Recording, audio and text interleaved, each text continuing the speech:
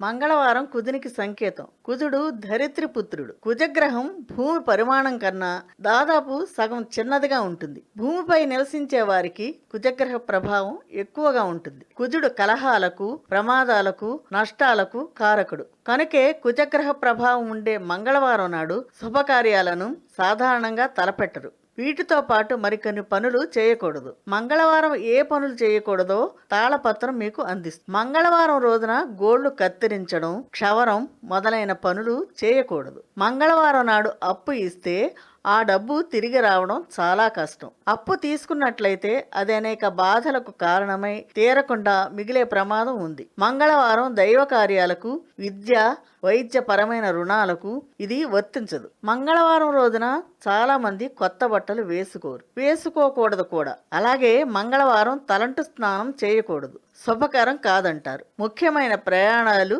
చేయవలసి వస్తే భగవంతుని ధ్యానించి తర్వాత ప్రయాణం సాగించాలి. మంగళవారం ఉపవాసం చేసేవారు రాత్రిపూట ఉప్పు వేసిన పదార్థాలు తినరాదు. ఇప్పుడు మంగళవారం చేయదగిన పనులు ఏమిటో తెలుసుకుందాం. మంగళవారం ఆంజనేయుని ధ్యానించడం వల్ల ధైర్యం చేకూరుతుంది. సుబ్రహ్మణ్యేశ్వర స్వామిని ఆరాధన చేయడం వల్ల కుజగ్రహ ప్రభావం కారణంగా కలిగే అనేక ప్రమాదాలను నివారించుకోవచ్చు. మంగళవారం కాళికాదేవిని ధ్యానించడం వల్ల శత్రువులపై జయం కలుగుతుంది. కుజునికి ప్రీతిపాత్రమైన ఎరుపు రంగు దుస్తులు ధరించడం, ఎరుపు రంగు పువ్వులతో ఇష్టదైవాన్ని పూజించడం వల్ల మంచి జరుగుతుంది. జాతకంలో కుజగ్రహం వక్రదృష్టితో చూస్తున్నట్లయితే ఎరుపు వస్త్రాలు ధరించరాదు. హనుమంతుడిని సింధూరంతో పూజించడం వల్ల లేదా సుబ్రహ్మణ్యేశ్వర స్వామికి 11 ప్రదక్షిణలు చేయడం వల్ల దోష ప్రభావం తగ్గుతుంది. ప్రాచీన రహస్యాలు, ఆచార వ్యవహారాలు, శాస్త్రీయ విశ్లేషణల సమాహారం మీ తాళపత్రం.